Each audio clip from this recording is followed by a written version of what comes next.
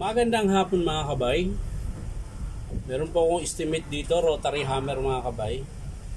Bali, eto mga kabay, bago yung armature. Kasi ito yung binili niya eh. Siya nagkabit. Yung nga lang, pagdating doon, masiklab mga kabay. So, binalik niya ngayon dito sa amin. Kami na ang nag-repair. So, papalitan namin mga kabay ito. Ayan po. Ito po yung field coil niya mga kabay. Ito. Yan. Meron pong tama. Nagdidikit po siya. Kabilaan yan mga kabay ito. Yan. Napansin nyo yan? Parang puti. Ayun mga kabay yan. Yan po yung sira ng field coil na to. So yan po yung papalitan natin mga kabay. Yan. So yun nga lang. Meron pa akong nakita ito. Yung lever niya minsan gumagana, minsan hindi. Nung binuksan ko, ito po, papakita ko sa inyo mga kabay. Ang pagbubukas nito mga kabay, paatras yan. Tapos, yan. Alug-alugin nyo na lang mga kabay. Makakalas yan. Tigas. Gamit yan ng plies mga kabay.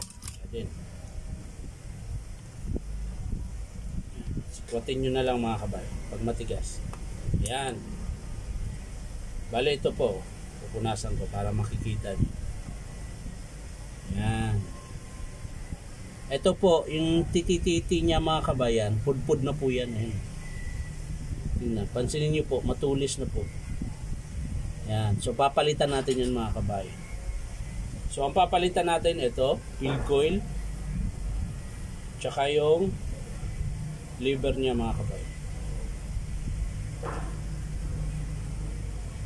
Yung brass holder naman niya mga kabay, okay pa.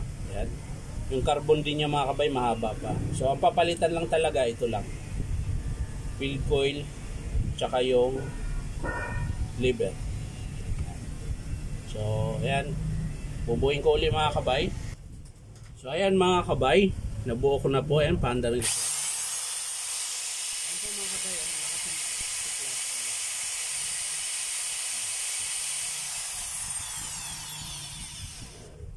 So yun po yung siklab niya mga kabay. So kailangan talaga palitan. So yan. Babalik ko na mga kabay. Yan po yung estimate niya. Sasara ko na.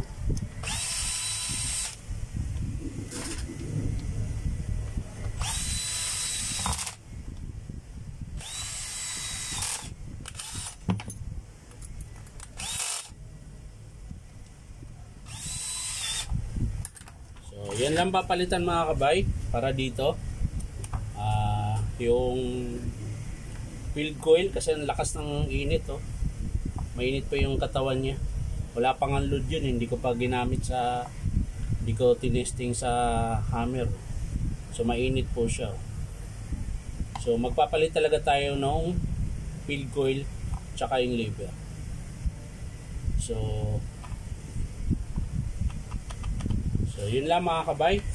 Maraming salamat sa panunood. Pa-like and share na rin po. Maraming salamat. Bye-bye.